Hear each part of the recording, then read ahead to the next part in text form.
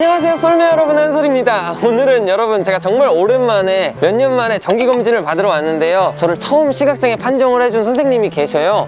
그래서 선생님과 만나서 제 눈 상태는 어떤지, 제 병은 대체 뭔지 한번 오늘 이야기까지 해보도록 하겠습니다. 가보시죠. 큐! 저는 지금 라식센터에 왔습니다. 여러분, 라식을 하진 못하겠지만 대학교 입학할 때 진단서 떼러 오고 나서 거의 7년 만이거든요, 사실. 아, 눈이 더 나빠졌으려나?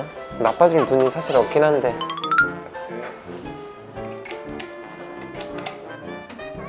나도 진짜 오랜만에 한다. 안녕하세요. 안녕하세요. 주변 시야는 아직 좀 살아있어요? 오른쪽은 사실 거의 안 보여요.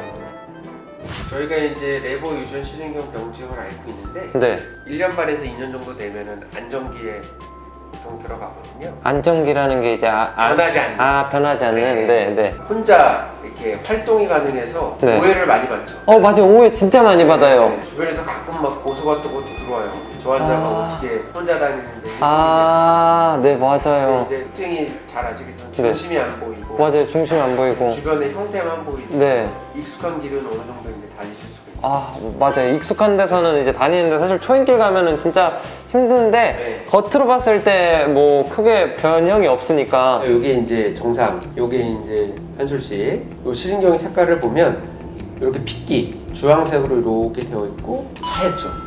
이게 바로 이제 시신경이 손상을 받아서 다쳐서 죽게 되면 이렇게 하얗게. 네, 선생님이 10대 후반에서 20대 초반에 온다고. 제일 많이 오죠. 그럼 왜 오는 거예요? 이 레버 시신경병증이? 일단은 레버라는 거는 아주 유명한 독일 의사 선생님이세요. 이분이 굉장히 똘똘하셔가지고 뭔가 이상하다. 이게 근데 엄마로부터 내려온다.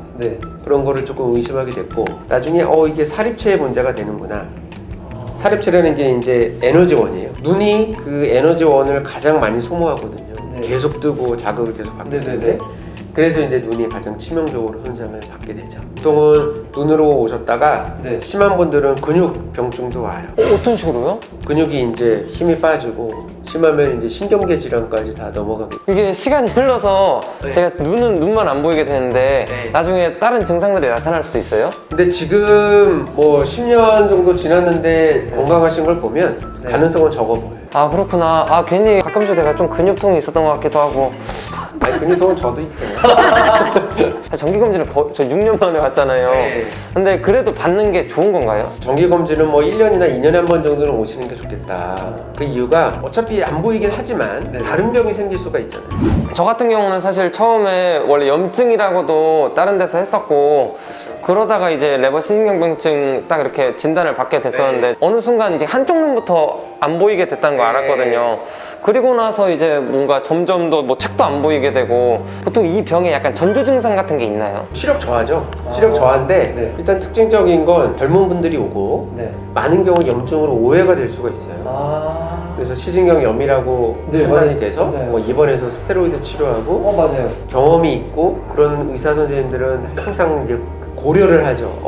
젊은 분이 갑자기 시력이 떨어졌는데 MRI라는 거를 찍었는데 특별한 이상이 없으면 레버 유전 신경병증이 아닐까라고 이제 의심을 해서 결국엔 이제 유전자 검사를 해서 확진이 되는 거죠. 레버 시신경병증이 극희귀 질환으로 돼 있다고 했었는데 혹시 그러면 선생님한테 1년에 보통 이 레버 시신경병증으로 찾아오는 환자가 어느 정도 돼요? 가늠하기가 되게 어려운데 국내에서 1년에 새로운 환자가 한 30에서 50명 정도 생기지 않을까 라고 봐요. 저희가 왜 그러냐면 우리나라 연구는 없지만 외국 논문을 보면 한 5만에서 10만 명당 한 명이라고 보거든요. 환자 인구수가. 그럼 우리나라가 5천만이니까. 이거 뭐 실례가 안 된다면 궁금했던 게 있는데, 약간 내가 시각장애인으로 살게 되면 어떨까, 약간 이런 생각을 해보신 적이 혹시 있나요? 있죠. 진짜요? 일단 되게 힘들 것 같아요. 근데 약간 성격 자체가 약간 긍정적이고 그런 건 있어서 되면은 뭘 하고 살아야지? 막 그런 생각이 많이 들더라고요. 그러니까 되게 힘들지만 뭘 하면서 살까라는 고민을 되게 많이 했어요. 근데 아직 겪어보진 않아요. 되게 암담하죠. 일단은 제가 할 수 있는 의사는 할 수 없을 것 같고. 가장 속상할 때는 사실 이런 레버 유전 신경병증이 되게 속상하죠. 왜냐하면 치료 방법이 없는 질환들이 있어요.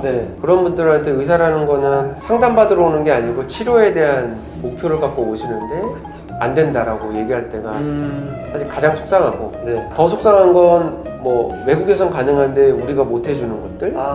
내부 유전 신경활치 유전자 치료를 네. 시도하고 있거든요. 외국에서는. 지금요? 네, 그래서 제 환자분들도 몇 명이 그 임상에 제가 다리를 놔드려서 가서 치료받아서 좋아진 분들도 있는데, 진짜요? 네, 그런 것들이 국내에서는 안 되고 있잖아요. 네. 풀어가지 못한 문제들 때문에 못한다. 그러면 되게 속상하죠. 카페에서 레버 시신경병증이나 뭐 다른 이제 시신경 질환 관련해서 정보 공유하고 계시잖아요. 만들게 된 이유는 시신경 질환이라는 게 네. 되게 드문 병이에요. 네. 그러다 보니까 정보가 없는 거죠, 환자분. 맞아요. 외국에는 이런 내용을 담은 책 같은 게 있어요. 진짜요? 네, Born with Bomb이에요. 그러니까 폭탄을 갖고 태어난. 왜냐면 아시는 것처럼 유전자의 변이가 있으면 네. 남자는 대략 한 뭐 50%, 네. 여자는 한 10%에서 발현이 된다고 보거든요. 그럼 이게 발현이 안 될 수도 안 될 수 있어요? 있죠. 유전자가 변이가 있다고 다 나타나는 건 아니에요. 환자분들이 어떻게 고통을 받고 있는지, 네.